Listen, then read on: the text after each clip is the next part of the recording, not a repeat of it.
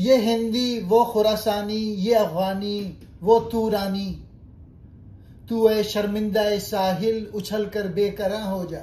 ये अशार अल्लामा इकबाल का पैगाम इत्तेहाद, खुदी और वुसअत अखलाक का आला तरीन नमूना है। इकबाल मुसलमानों की तकसीम पर अफसोस करते हुए कहते हैं, ये हिंदी है वो अफगानी है, ये खुरासानी है वो तूरानी है। यानी मुसलमान कौम कौमियत, नस्ल, ज़बान और सरहदों में बढ़ चुकी है। ए मुसलमान, तू इस तंग नजरी और तकसीम से बाहर निकल।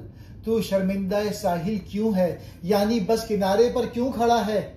उछल कर बेकरां हो जा, यानी खुद को उम्मत वाहिदा में शामिल कर। अपनी रूह को वुसअत दे, समंदर की तरह लामहदूद बन जा। यही इकबाल का पैगाम वहदत उम्मत है।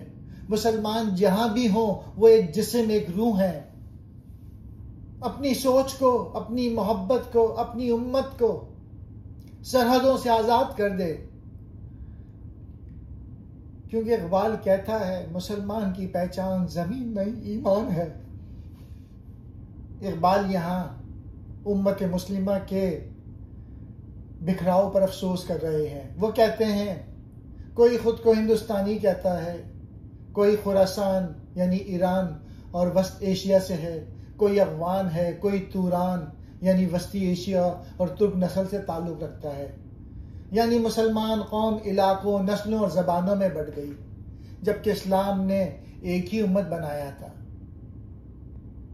इकबाल शर्मिंदा साहिल से मुराद वो मोमिन या मिल्लत इस्लामिया लेते हैं जो समंदर के किनारे बैठकर अपनी मौजों की ताकत भूल गई है, यानी अमल छोड़कर सुकून और जमूद में पड़ गई है।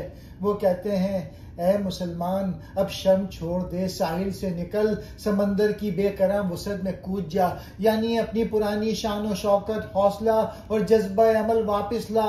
अपने महदूद तासुबात और इलाकियत से बाहर आ, क्योंकि मोमिन की दुनिया बेहद और बेकिनार है। ऐ मुसलमान, तू अगर अब भी बेदार हो जाए, अपने जमूद से निकल कर फिर से समंदर की तरह बेकरां हो जा, तो दुनिया पर तेरी क़यादत दोबारा कायम हो सकती है। हिंदी हिंदुस्तानी मुसलमान, खुरासानी ईरान और वस्त एशिया का मुसलमान, अफगानी अफगानिस्तान का मुसलमान, तूरानी तुर्क या वस्त एशियाई मुसलमान। शर्मिंदा साहिल वो जो किनारे पे खड़ा रहे, यानी जो हिम्मत ना करे। उछल कर बेकरां हो जा, समंदर की वसत में कूद पड़, यानी महदूदियत से निकल जा।